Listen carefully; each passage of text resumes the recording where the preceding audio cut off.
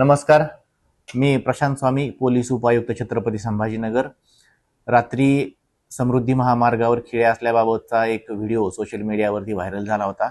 तर त्याच्या अनुषंगानं वस्तुस्थिती अशा प्रकारे आहे की समृद्धी महामार्गावरती 54 किलोमीटरचा जो पॅच आहे त्याच्या मेंटेनन्सचं काम मेगा इंजिनिअरिंग इन्फ्रास्ट्रक्चर लिमिटेड या कंपनीला दिलेलं आहे. ती कंपनी त्या समृद्धी महामार्गाच्या रोड मेंटेनन्सचं काम करते. तर त्या ठिकाणी जो व्हीईपी ब्रिज आहे, व्हेकल अंडरपास, तर त्या ब्रिजवरती तो रोड स्ट्रेंथनिंगचं काम सुरू होतं. काम सुरू असताना त्या ठिकाणी इंजेक्टेबल नोझल्स बसवले जातात.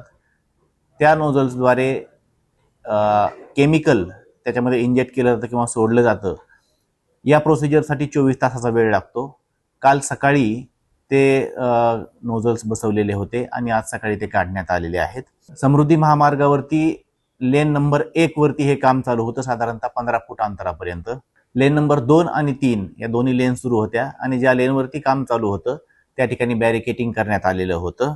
परंतु रात्री कुठल्या तरी वाहनामुळे ते बॅरिकेड तोडल्या गेलं आणि त्याच्या पाठीमागून आलेल्या 2-3 व्हेकल्स हे त्या नोझल्सवरून गेल्यामुळे त्या पंक्चर झाल्या होत्या.